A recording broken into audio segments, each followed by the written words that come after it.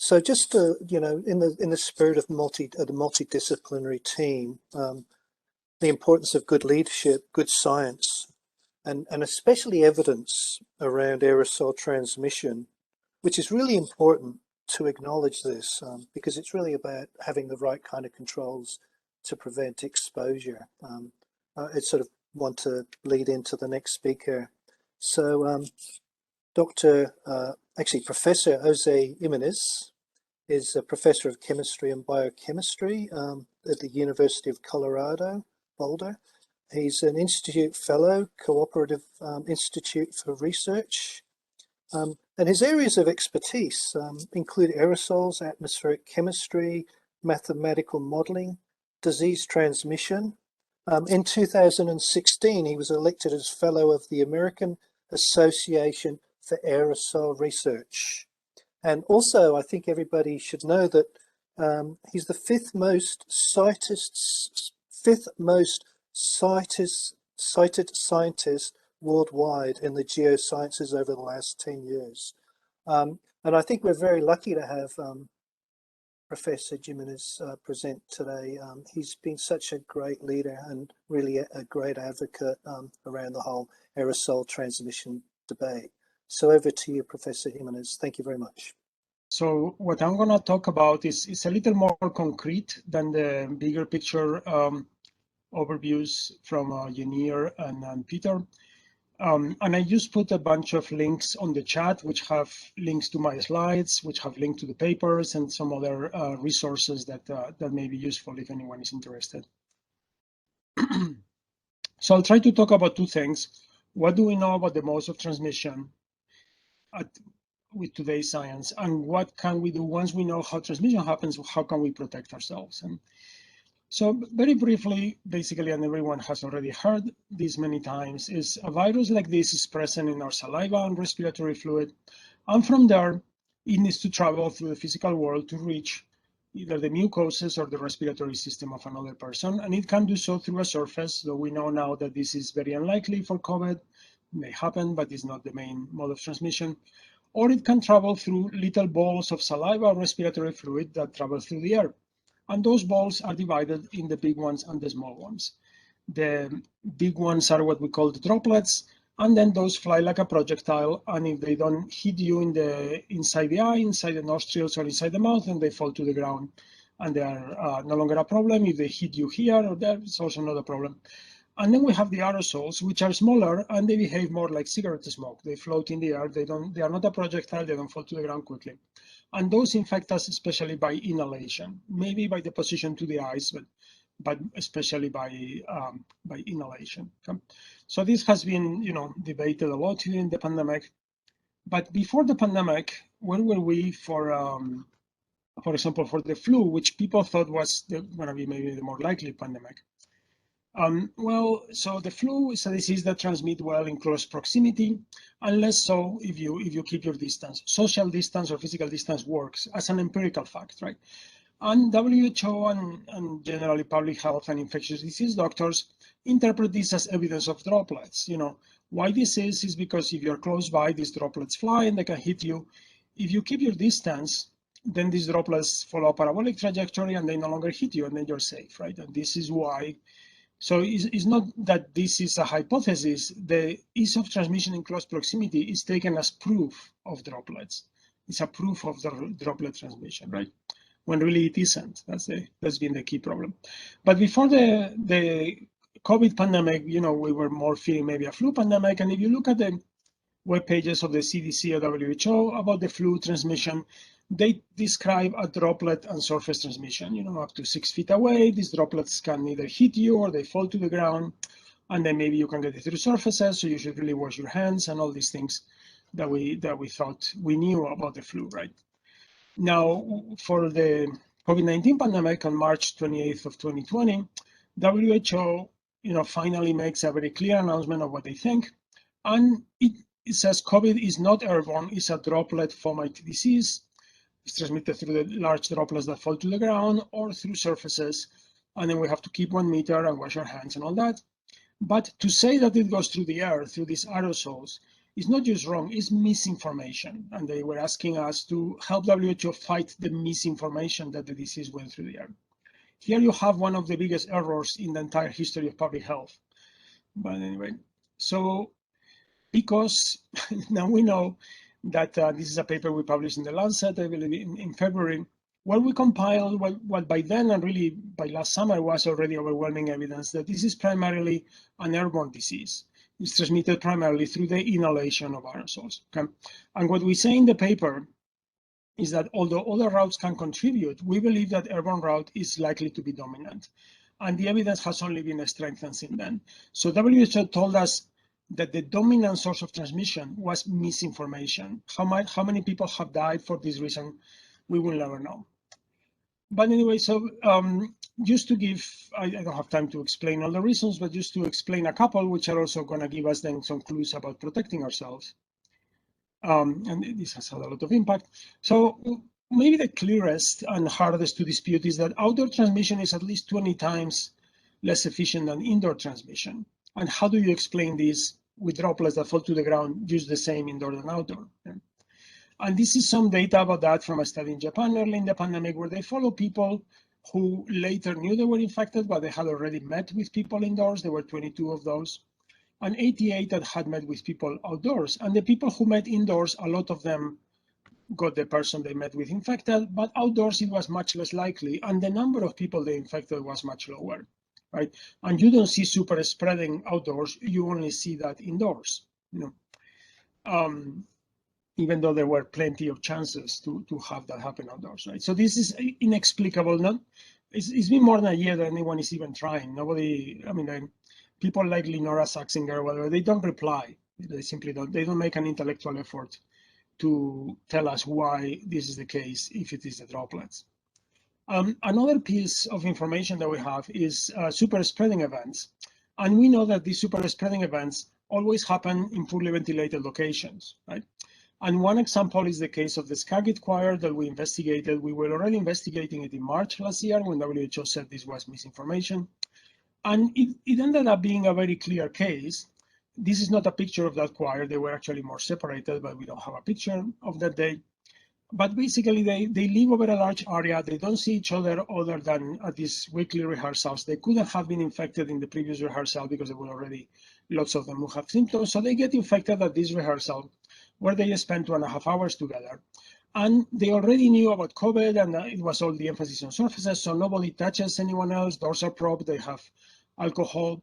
They keep only half of the people show up, so they have more distance. And basically, they only have 10 minutes to talk to each other. And on average, each person talks to 2 or 3 people, you know, when there could be some transfer of these big droplets. The person who's sick, when later we know is sick, is in the front row. So the droplets when singing don't fall into anyone.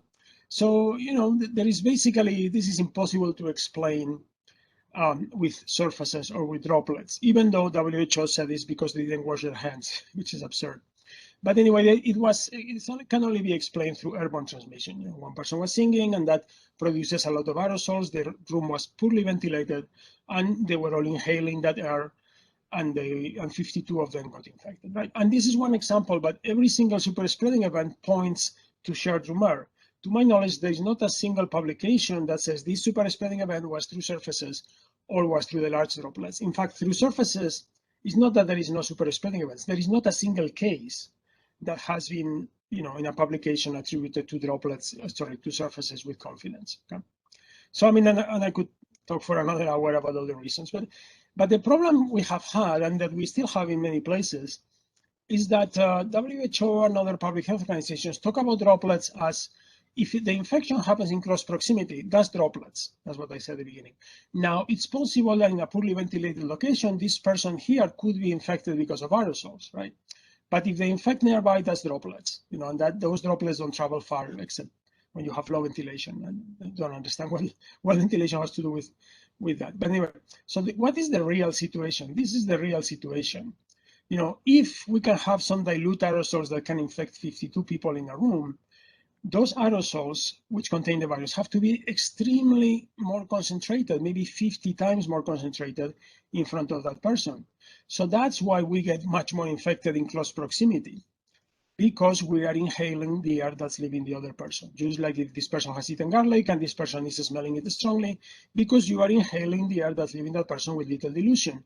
And if you keep more distance, then that works better and you get less infected because you are inhaling less of the air that's being exhaled. Okay, so there is this whole thing that is still, again, in Alberta and British Columbia, for example, they still don't accept the science, and they say no, if it's in close proximity, it's droplets, and and it's just an error which goes back to 1910. I don't have time to go into the history, but they're really stuck on that.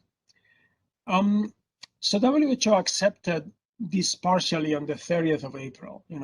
So they finally said, okay, it's between close contact, but they said that when you get infected close, it can be through aerosols or it can be in poorly ventilated rooms because of aerosols, which is exactly what they said with that picture, right? But unfortunately, we're not there yet, and the measures are not proposed very clearly, and I will attempt to say why in a little bit.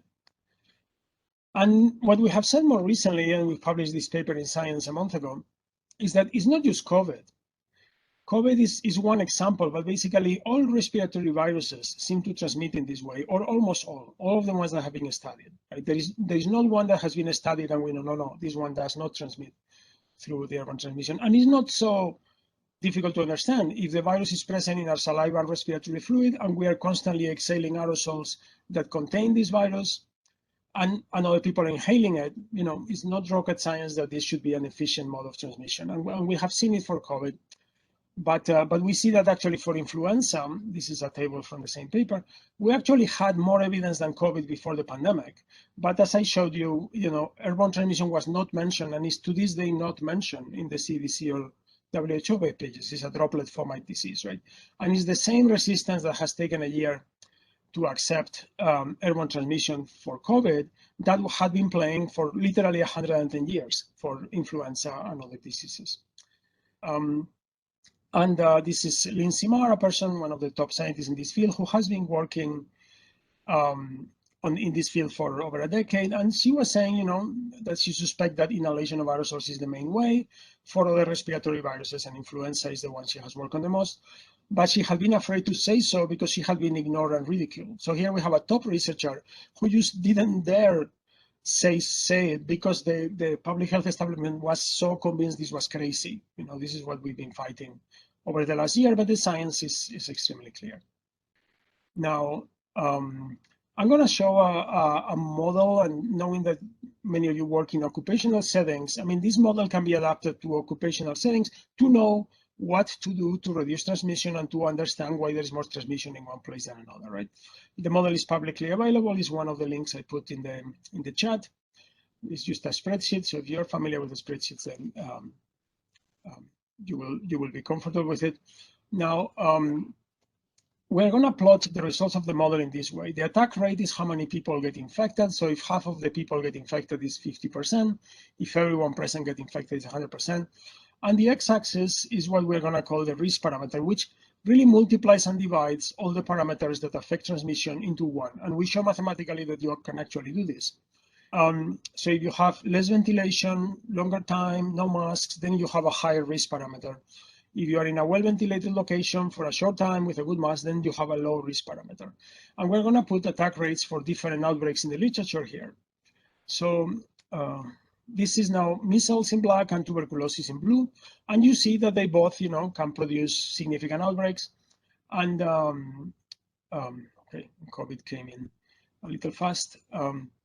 They can both produce significant outbreaks, and that, but at very different risk parameters.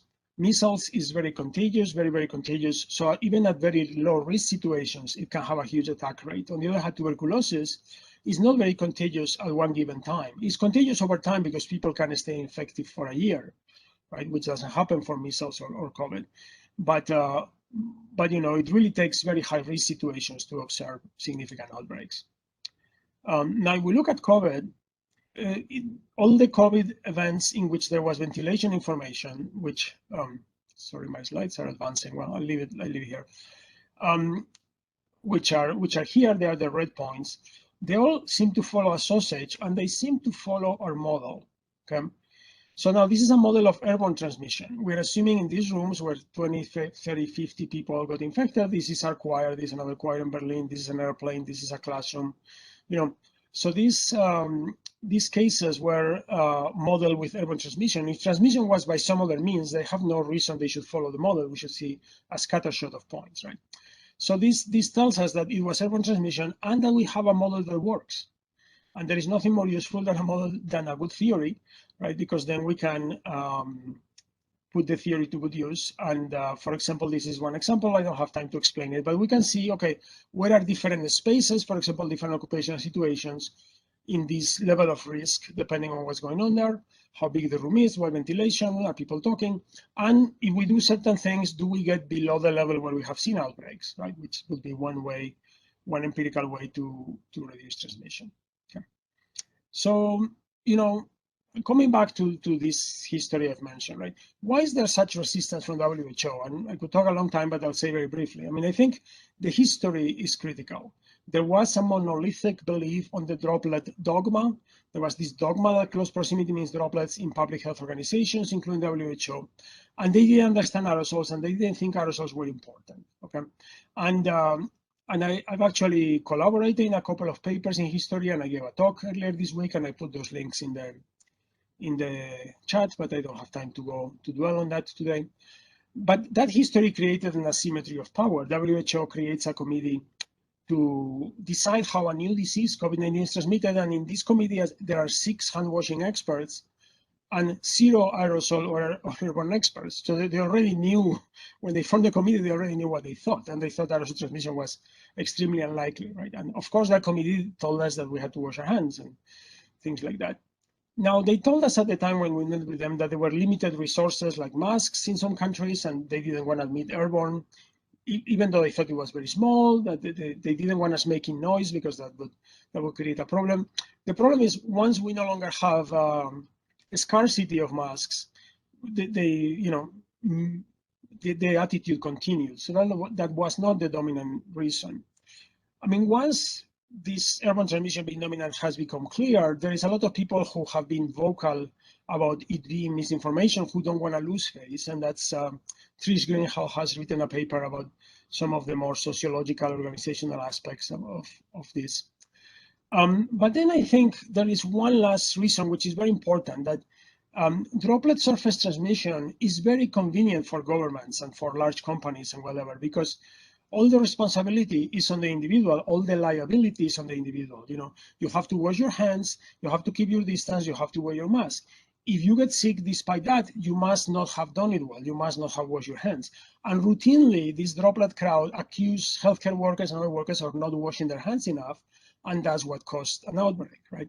On the other hand, if it's airborne, now the organization, the government has liability, has responsibility. They have to provide clean air in factories, in offices, in schools, and many don't like that, and they prefer to continue to confuse things and with these droplets and whatever. And I believe that's an important reason that explains where we are now. Okay, so I'm gonna talk briefly about what can we do to protect ourselves against transmission. I think many of you know this already, so I'm gonna try to say a few brief things about things that you may have heard about less. Okay. So we have some frequently asked questions online. I put the link on the chat that have a lot of detail. But I think explaining it is very important, because you see this situation, for example, someone is alone in a taxi or in a shop or in an office, and then they put their mask when someone else comes in. That means they don't understand airborne transmission. They don't understand this is like smoke. If they understood, they will have the mask all the time, right?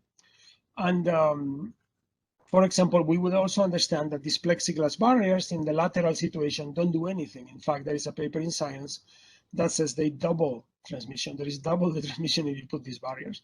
They are useful in a cashier situation. That's the one situation where we should keep it. And let's keep this for time. Just use more detail on the plexiglass barriers. And disinfecting surfaces serves no purpose whatsoever. CDC says only light switches and door handles in the COVID floor of the hospital. That's the only place where disinfecting surfaces make sense. But billions and billions have been wasted on this, given a false sense of security. So my computer is slow in advancing the slides somehow.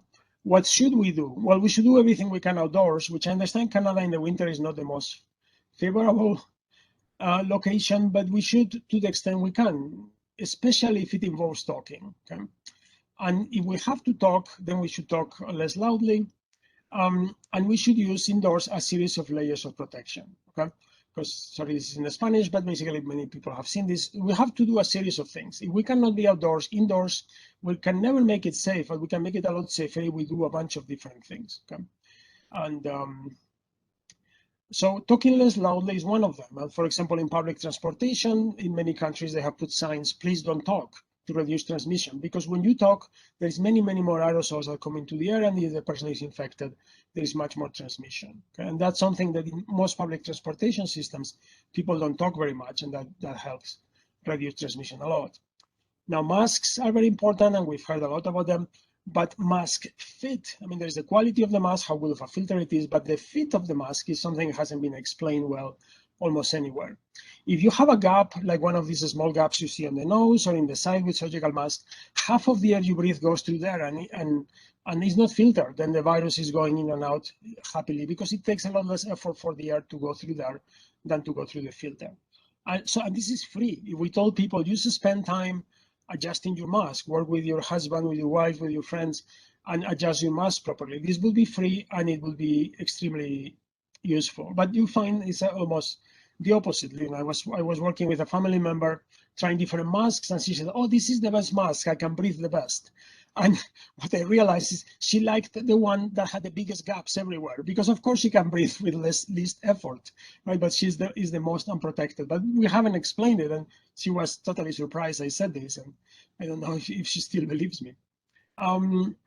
Okay, so then again, I'm running a little long, but elastomeric masks are the future, and this is the one I wear is one from Embomask. I don't have any relationship with them, but this is my colleagues were testing it and they said it worked really well. So you basically it's an N95, but then this issue of the fit is now solved by a thick silicone pad. I mean, these were masks that were developed from the ones that people with sleep apnea machines wear, so they work really well. And then there are many other models, some of them made in Canada actually.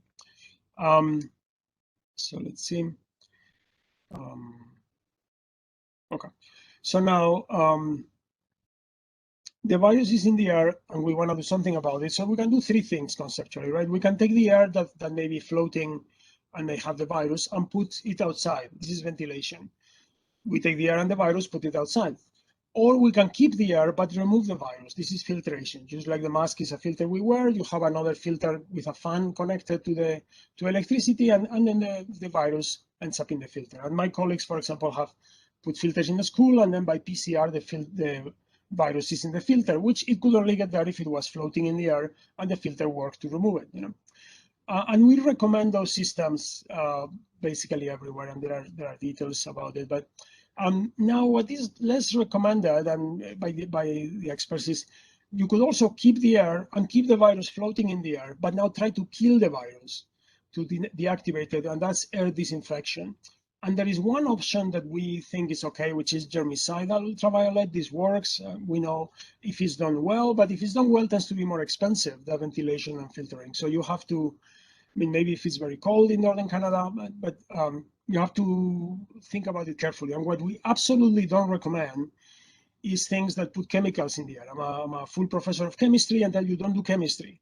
You know, don't try to put hypochlorous acid like they put in dental offices, or ozone, or hydrogen peroxide, alcohol, or ions, plasmas, photocatalysis, hydroxys. All of these things are pollutants, basically, that they are going to react with the molecules of the virus, lipids, proteins, and nucleic acids. But guess what we are made of? Lipids, proteins, and nucleic acids. Whatever hurts the virus hurts us when we breathe that air in. And they also produce other pollutants from the pollutants that are in the room that are more dangerous, like chemical aerosols and things like that. So they are being marketed and sold like hotcakes by very slick marketing. Avoid them like the plague. Ventilation and filtration, and maybe UV.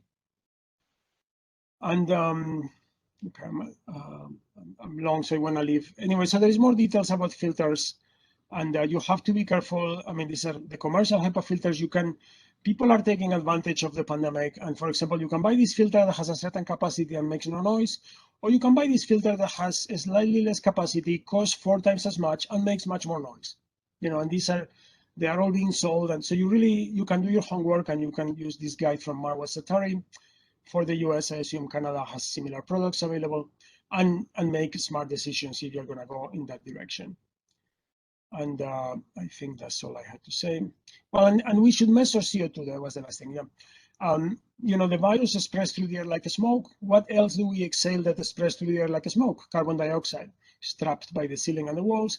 So you can measure carbon dioxide, and we should measure it publicly everywhere where we share air. This was already a law before the pandemic in Taiwan and in South Korea. It should be a law everywhere. And this can be done for less than $200 allocation. But many companies, schools fear doing it because then they fear it's going to look bad and they don't know what to do, or they don't like the things they will have to do, But it's actually extremely efficient. And since all respiratory diseases transmit this way, and since we also get dumber when the air is poorly ventilated, it's really important that we do this. This is about the cognitive effects of high CO2. We really get a lot dumber. And I'll leave it here so there is time for questions. Thank you very much. Thank you very much. Fabulous presentation, and thanks for sharing all that information as well. I just thought I'd say that we have a colleague of mine from Australia on the line. So it's 4:43 in the morning there. His name's Peter Knott, and he's actually used a lot of your tools and modeling in some of his work. I don't know if you can unmute yourself, Peter, just to share what you've done. Hi, yeah, I use the model. I was asked by a tunneling company how much more air do they need to reduce the risk from delta exposure over here. And so basically I was looking around and saw your paper in EHP and used the model. But what we ended up looking at was that it was more effective to put everybody into respiratory protection than to increase the airflow. And it's similar, I guess, to what I've experienced with diesel particulate in mines. You can't ventilate your way out of a diesel particulate problem either. You have to go to source reduction. So your model sort of just confirmed those principles for me. So thank you very much. Thanks, Peter. I just had a quick question too, if you don't mind. So last week we had Jim Rosenthal present on the do-it-yourself Corsi Rosenthal box fan filter. Did you have any thoughts on that? That is a great option, and we have been trying to promote that type of thing during the whole pandemic. I mean, the idea, if people haven't heard, is you use a fan, a regular fan, a box fan, the ones you use not to be hot, and you tape some filters that you buy at Home Depot or whatever that's called in Canada. And that works very well. You can get very high filtration efficiencies and with a much lower cost than with the commercial filters. And we should have one in every classroom, or in every, location. And they really help to diminish the risk. You have to, the one thing with filters is they need to be large enough for the location, that you're trying to work on, right? Sometimes what you see, I go into medical offices and say, oh, we have a HEPA filter, and they have a tiny filter, and then it's at the lowest setting. So it's kind of there as decoration, but public relations. But that kind of thing works really well. Thanks. I might hand it back to you then, Val, if that's okay. There are a few questions in the chat, but actually I have a question just around, we're actually wrestling with our own landlord for a new office in the Hamilton OCAL clinic about how many actual fresh air changes we should be targeting. And there's always that back and forth between actual fresh air and equivalent fresh air.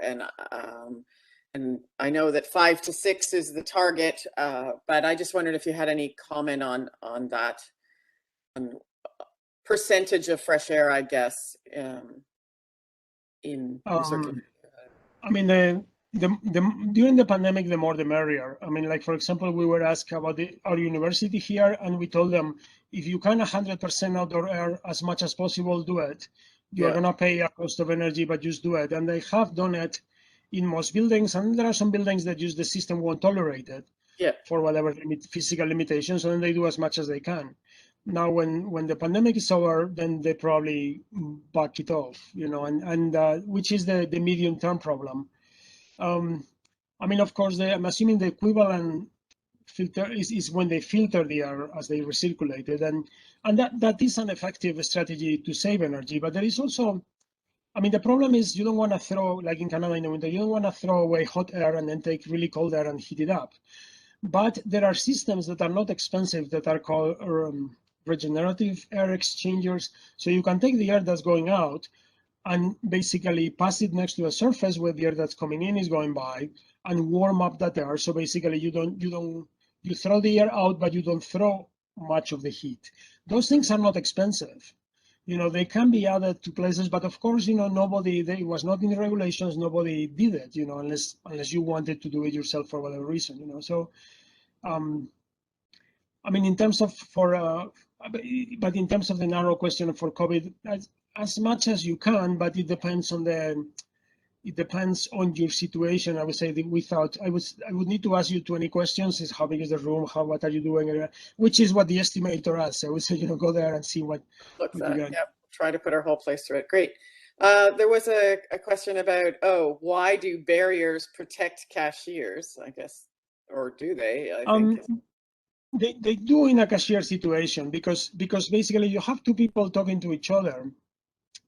Then you are in a situation where this person, let's say this person is talking, and then the exhaler is going here, and this person is going to smell the garlic, is going to breathe the smoke, he's going to inhale the exhaled virus of the other person without any interruption. So a cashier, a teller in a bank, whatever, that's really dangerous. Now you put a barrier and imagine the smoke, it's going to hit the barrier and it's going to go around. It's not that this person is safe and doesn't need to wear a mask or anything, but it's going to get much more diluted, and some of the time it may go elsewhere. So it protects from this really dangerous close proximity transmission, and it leaves you with this shared room air transmission, which is more manageable, as I showed. But you had made the comment that the lateral is more dangerous because they're not getting that protection. They're not facing each other. They're beside each other, and it's causing accumulation, I think, right?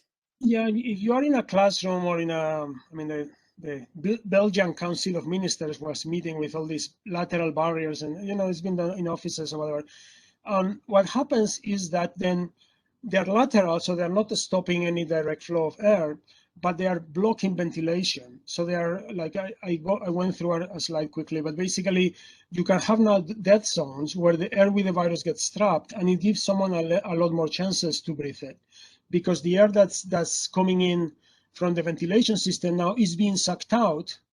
You are having some short circuiting, and the air with the virus is being trapped in the room by the barriers. And there was a study published in Science by the Johns Hopkins group where they analyzed schools that had and had not these lateral barriers. The one with lateral barriers had double the transmission. So we should remove these lateral barriers as soon as possible. We're getting people infected. Yeah. Thanks. There's a good question here about whether there's a hazard with respect to the virus on the filters in air cleaning. And I guess the filters on portable air cleaners or the filters in the HVAC system, I guess the question would apply to.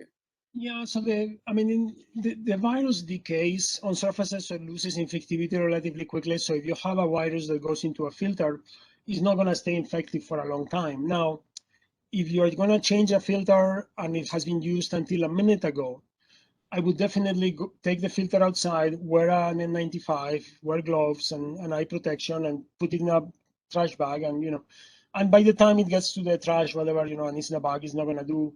So also some precautions like that. But now it's difficult for the virus to come from a surface and infect someone unless you touch the filter with your bare hands and then you touch your eyes. I mean, then you could do it, but it's not. And in schools, for example, or in offices, you say, well, you have the filter going until Friday afternoon. Now, when you come in Monday morning, it's 2.5 days that the virus has been decaying. So change the filters on Monday morning. And these filters in many places, they only need to be changed every 6 months or something. So it's not like every week you are exposed to this thing that scares people, you know what I mean? Yeah. There's a couple of questions around ASHRAE standards in terms of, oh, well, one is the portable HEPA units. I don't know that ASHRAE itself rates those, but you have that slide in your presentation, I think, that shows the efficiency and the price and the noise levels. Yeah, so I can put it in the chat. If you look at Twitter, so even if you don't use Twitter, you can find David Elstrom does that too, right? You just look for that person, and the tweet at her top is that thing. She's an engineer who has done that analysis, and yeah, it's not done, but she's part of ASHRAE, but it's not official by ASHRAE. But I mean, all she has done is to compile this information from all the commercial ones, and it varies a lot. So I mean, it's not rocket science, but you do find over and over that people are buying the noisiest, smallest, whatever, because they don't know, Yeah. Someone asks if there's anything you'd like to add to what the paper in Science said, which was 4 to 6 air changes per hour and CO2 between 7 and 800 ppm. Anything else to add to that as a target? Sorry, I couldn't hear you. Someone asks if there's anything else you want to add to the Science article parameters that suggested the target of 4 to 6 air changes or 7 to 800 ppm CO2. I mean, I think those are good targets that would reduce transmission a lot. I mean, I think, I mean, in public health, like WHO says 1 meter, others say 2 meters, and WHO will tell you, well, it's in India, if we say 2 meters, they will ignore distance. If we say 1 meter, they are more likely to keep it and it helps. So those are, you can do more, better. If you cannot do it well, do the best you can or use additional measures. The 700 ppm, that came out of experiments in classrooms in different countries, and people found that there was something doable, even though when it was cold outside, by opening windows, and it's certainly a lot better than what it was before. Classrooms were at 3,000. So if you go from 3,000 to 700, you are 10 times better. You are not risk-free, but you can do other things like masks and other. Yep. Great, thanks. Marianne, did you want to comment on having used the tool, the spreadsheet, and you have an actual question? Yeah, I have a question. Thank you. Thanks so much. I didn't think I'd get to ask it in person. Thank you, Dr. Jimenez. I love your spreadsheet. I'm a big fan. I've quoted you. I've put you in some of my presentations. So thank you. Thank you. I've used your spreadsheet. I think it's really great. I think it's, about that question of 4 to 6 air changes per hour. Like it's sort of in some places where you have a very, very big space that might not be realistic. So I would like to sort of figure out a better option. And I've used the spreadsheet. So my question is, are there any guidelines in terms of using the spreadsheet and what we should aim for? Like I know there are a number of output that come from the spreadsheet. And I've figured out all of the various inputs and how to figure them out and account for Delta variant and vaccination and all that. So is there a particular output we should be aiming for? Like what's a good guideline? And I'm wondering if something corresponds to the H value that you were talking about. Yeah, I mean, so that has been the whole thing we've been working this year because, you say this CO2, this ACH or this whatever, and it's not that that's safe in our situations, and it doesn't mean the same in our situations. And so the best thing I have found, I mean, for people like yourself who understand the spreadsheet, is this H value, and not because the H value means anything, but because we have empirical data at which H value below which we haven't seen outbreaks, right? So then that's kind of what I went through very quickly, but in our paper we talk about it. It's like if you are in a certain situation and you come up with an H value and it's 0.2 and you see you need to get to 0.05 or whatever, and then you say, okay, I can get there maybe by increasing ventilation or by adding masks, or maybe I'm further. If I'm in a situation that approaches more like a choir or a meat packing plant, I need to do more things because I'm further from the situation where I don't see outbreaks, right? So that's the best I can do. Ideally you would go to the value, the minimum value where we saw the last outbreak and have a safety factor. But that's that's for you to decide. But at least try to go below where we have seen outbreaks. So I would take your slide you just showed us of the H values that you've seen outbreaks and sort of use that as a benchmark. Like, is there a particular number you would suggest? Yeah, for H? and then if I mean, I think there's the H value. There's several H values, but there is one, what we call the relative H value, and I believe it's below 0.09. 0.009, no, 0.00. Sorry if I'm having 0.001. It's 910 to the -4, I guess. Okay. That's the number, which doesn't mean anything, but the spreadsheet will color the thing and it will go red, orange, green, and that tells you if it's safe or not. That will be there, because otherwise, I mean, it's just has units of square meters per person squared, and that doesn't. Yeah. But I mean, if you can think of a better way, we've spent a lot of time trying to communicate more clearly, but this is the best we came up with. Yeah, no, that's good. And I know, is there a particular value or cell in your spreadsheet that is going to give me that H value? Because I know you have a number of different measures. Yeah, it's at the bottom. I mean, and it says relative infection risk parameter HR, and it's towards the Okay. bottom. Okay, I'll find And it. that's and you should look at the paper, which explains a little bit more. But between the two things is not complicated. As an empirical rule, is not complicated. Great. Thank you very much. Thanks. Good. Thanks a lot, Marianne. There's been a few questions around, and Munir, I see you did put in some links about Yeah, I India put a link and in the their chat. Actually, Jose, I don't know if you're aware of this, but there's an article in the chat that talks about India's standard that was 12 air exchanges, and that article was published in July over a year ago. And I just wanted to point out that the 5 air exchanges per hour is the standard that was developed for air pollution and is sort of standard air exchange. I really do think that for public health reasons, it should be much higher. And the reason, especially with the Delta variant, with a 1,000-fold increase, it's like the way I think about it, and I know that these are just ways of thinking, right? But if you think about a person is putting out puffs of smoke for the previous variants, 1,000-fold means they're like an industrial chimney, right? 1,000-fold.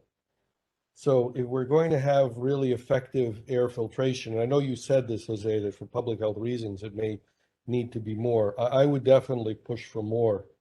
And especially, if you're just thinking about classrooms, going from 5, which is 1 HEPA purifier in a classroom, to 2 in a classroom, it's not that big a deal, and it makes it should make quite a big difference.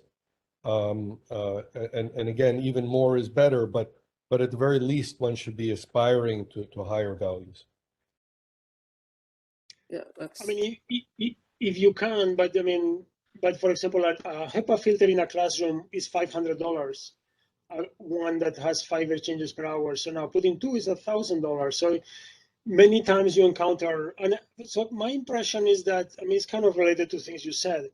If all the classrooms are protected and this is explained clearly and we reduce transmission everywhere, we would really, and with offices and shops and whatever, if we applied even not the best, but these medium mitigation measures everywhere, and it was explained clearly, we could really tame the pandemic. The fact is that it's not being done systematically almost anywhere, So then we have many places that have.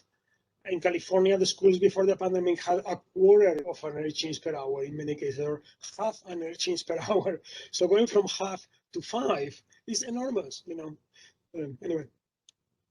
Well, and going from half to 5 with just a freestanding portable filter doesn't solve the CO2 problem. Right? You're still going to have kids potentially sleeping in the afternoon. Yeah, but at least they are not contracting deadly diseases. Yeah, no, it's So true. It's relative risk. Yeah, Jennifer, you've asked quite a few questions. I know they're a bit about filtration and portable filters and that kind of thing. I don't know if there's one particularly you wanted to unmute and ask. You've had several in the chat. Jose, can you remind me, or maybe not remembering correctly, what is the I mean, the large room HEPA purifiers I thought were sufficient for a classroom, and if I remember correctly, they're only about $200 to $300. So I'm curious which versions you're talking about. Well, I bought some for I haven't investigated it either, but I donated some to my kids' school, which are kind of on the efficient ones on the diagram for Marwa. And it's a classroom that has maybe 20 or 25 kids, and they cost me $450 to $500. So that's my data point. It could be that that now they're cheaper or something like that. But for a Corsi Rosenthal filter box, maybe you can do it for $100, which is what we've been favoring. But I mean, yeah, so I don't know for sure, but even if they are $200, I mean, many schools would say $200 times 30 classrooms, that's not something we can afford, you know? So. Yeah, just remind me, I mean, I thought I knew, but just remind me, what is the amount of air exchange? I mean, when you said 500, I was a little bit surprised, and maybe I'm wrong. But this is one that I thought, I just put in one that I thought was enough, and somehow the system is not. Depends on the clean air delivery rate and the size of your classroom, right? Yeah, Right. I mean, it's basically the ratio of those two things. And yeah, I'm sure that one can look at this, but my impression was that one sufficient HEPA purifier was only about $200 to $300, and maybe there are better versions that are more expensive, but I'm not sure. If you know better, I would like to know. I mean, let's discuss it offline, because I haven't worried about the details recently, but we can look it up. Very good. And I think that chart that you put the link in, the Twitter chart there, that includes cost and delivery rate and noise. I think they've looked at in here, so Yes. you could get that. Yeah. So Jennifer, I just wondered if you wanted to ask one last question of the ones that you had posted in the chat, but haven't heard. Looks like she's having trouble unmuting. Oh, Yes. okay. Oh, darn. Here's it. Can you hear me now? Yes. Oh, good. Thank you very much. And I'm sorry I don't have my camera on because I just came out of the shower and my hair is all wet. No worries. Thank you very much for giving me this opportunity to talk to these gentlemen. I would like to talk to them offline because I do have a lot of questions. I am in the indoor air quality business, and I'm just a lay person that have learned this over the last 4 years before COVID. And my question is, we know that the COVID pathogen is the size of 0.126 microns. And all of the business that I've done checking out all of the filtration machines on the market, they filter to 0.3 microns. And by the way, so does 3M's N95 masks. If you call 3M directly, they only filter to 0.3 microns. There are masks on the market that filter to 0.1 micron, and I would prefer to see our schools spending money and putting those masks on the children that can't be vaccinated, because at least they've got that protection on their face and it's filtering down to 0.1 micron. So, and the other question is too, I mean, the money being spent on filters is enormous. Our school system in Ontario has purchased 400,000 of the MERV 13 filters for their HVAC system. And on top of that, they've purchased 70,000 HEPA filter machines that only filter to 0.3 microns. My granddaughter, who is 6 years old, just started school. She was in school for 3 days, and then she got pulled out of school for 10 days because someone in her classroom had COVID. If those machines that they're buying can filter the microbe, why are they sending these children home and making their parents leave work? And the other last thing is, shouldn't these be medical grade HEPA filter machines in the classrooms? Because we're dealing with a microbe that's pandemic. Thanks, So, Jennifer. yeah. Okay. So this is interesting because you've mentioned basically two misconceptions. Neither of the things you said are correct. And Okay. I thank you for the opportunity to, and I was trying to show some slides, but my PowerPoint is very slow. The first one is that the virus, when people say the virus is 0.1 microns, you know, the implication is that the virus is traveling naked in the air at 0.1 microns, and we have to filter a 0.1 micron aerosol. That's not what happens. The virus is not coming out naked, it's embedded in saliva respiratory fluid, and it comes out with saliva and respiratory fluid. And the typical aerosol, what we think is more like 1 micron or 3 microns or 5 microns, something like that. And if you do the calculation, what that would be is 99, and people measure this, 99.9% of the material is saliva, sodium chloride, mucin, whatever. And then there is, so there's a huge aerosol with little bits of virus, maybe a few viruses. And you don't have to filter something the size of a virus. You have to filter something much bigger that's much easier to filter. But then there is another misconception that you mentioned, that when you say these filters only work to 0.3 microns, that is incorrect. The significance of 0.3 microns is that 0.3 microns is the most difficult size to filter in the Earth atmosphere, because smaller particles are easier to filter because of Brownian motion, they kind of find the filters. Larger particles have a lot of inertia and they cannot make turns, so they're easier to filter. And 0.3 microns is the least efficient particle size, either for masks or for HEPA filters or for any filters or for medical filters. But all of these then will change in their efficiency. Okay? But then so then any filter is going to remove a lot of the viruses from the air. Now, what matters with the filter is not necessarily the grade, and actually there's also a lot of marketing people who say, oh, ours is the true HEPA or the HEPA 14, and they charge you more and whatever, and it's not worth it. Really, what matters is the CADR, which is the product of the flow rate and the filter quality. And then, so you can build these Corsi-Rosenthal filters with a regular fan and filters that are not HEPA, and yet they achieve removing more virus from the air than a HEPA filter of much more than if they are of the similar cost, or they achieve the same removal for much cheaper. Okay. Now, if there is a COVID case in a classroom, why do they quarantine them? Well, because it's not perfect, right? These are layers of protection, but you still have outbreaks, like the classroom in California in Marin County, where they had a Delta outbreak, and they had the windows open, and apparently there was some filter. They still had an outbreak. So that's out of precaution, a decision that can be taken. I just If wanted could to add to it. What Jose said is perfect, but I would just add a sort of an image, right? Because the point is that if we have always the filter between the source and the person, and we have the filtering, then the person, if it's good enough filtering, perfect filtering, it would not be there. Imperfect filtering, you can still get infected. But the other issue is that when you put a HEPA purifier in a room, the air is not just going through there and then to other people. There's air being transferred within the room even before it gets to the HEPA purifier. So the HEPA purifier is overall reducing the density of the particles in the air, but there's still air flowing in the room.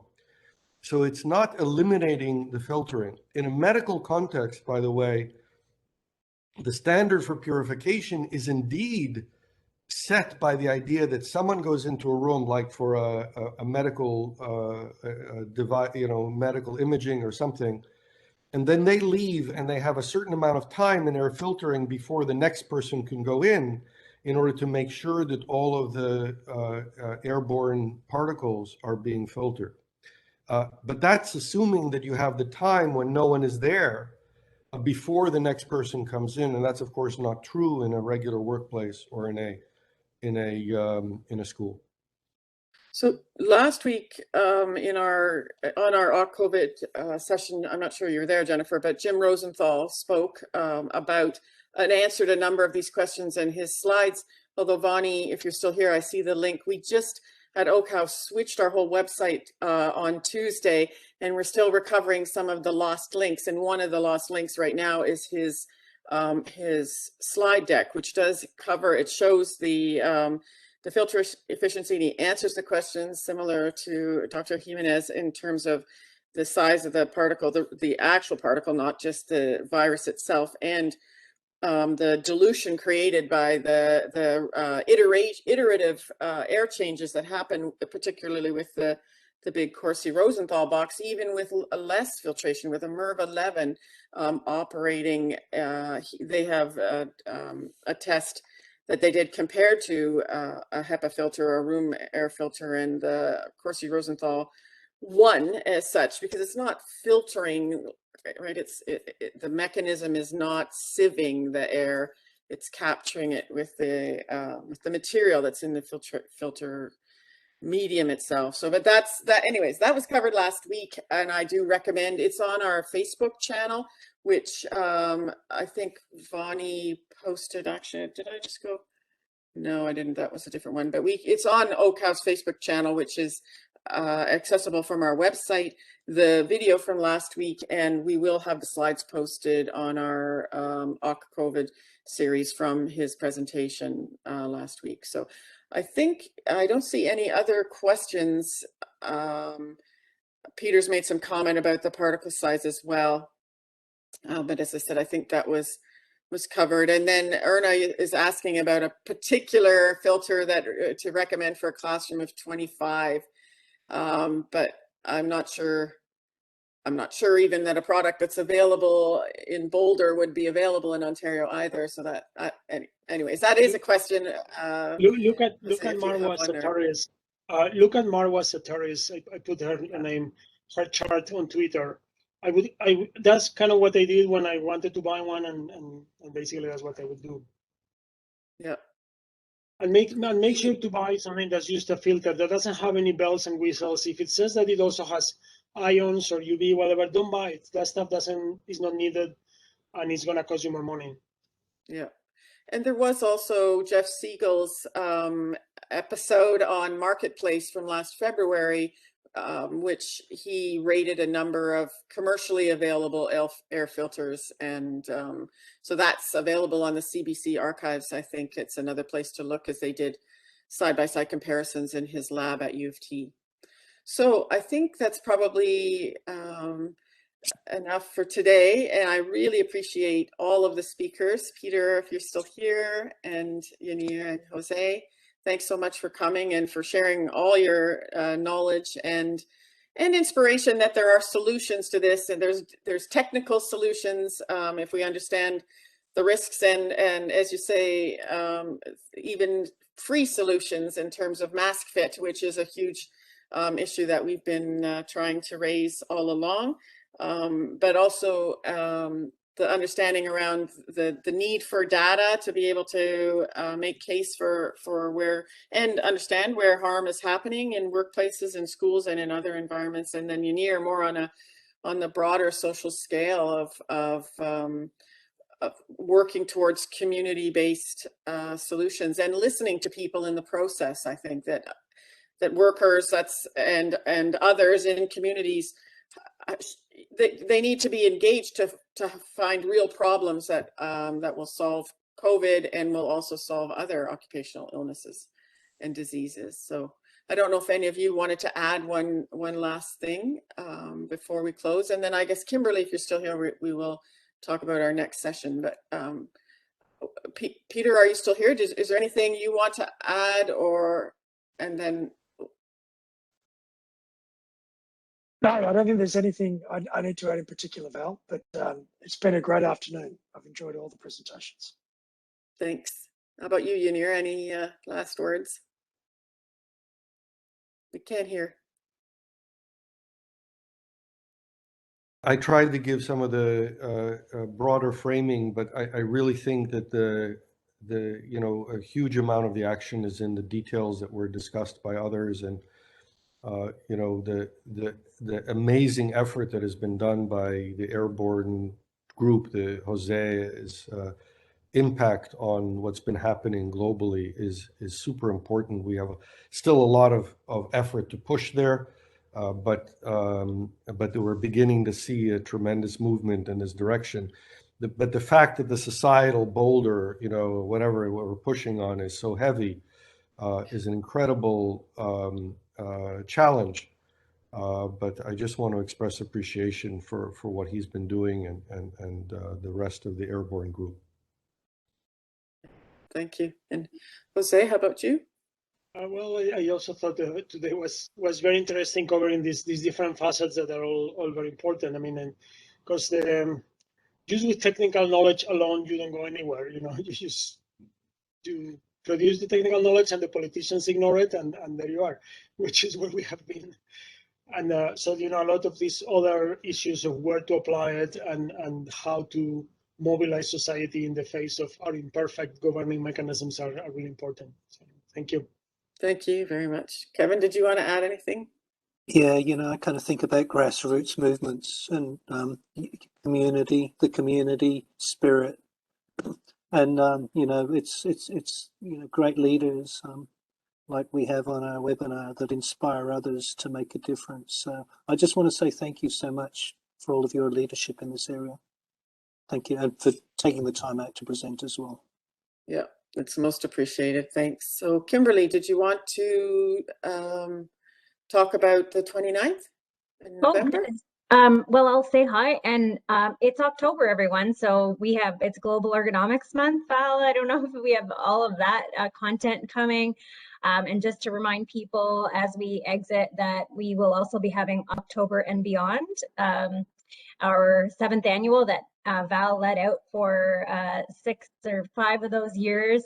And we're working on together with Kevin and the Occupational Disease Action Plan. And we'll have content on these Fridays.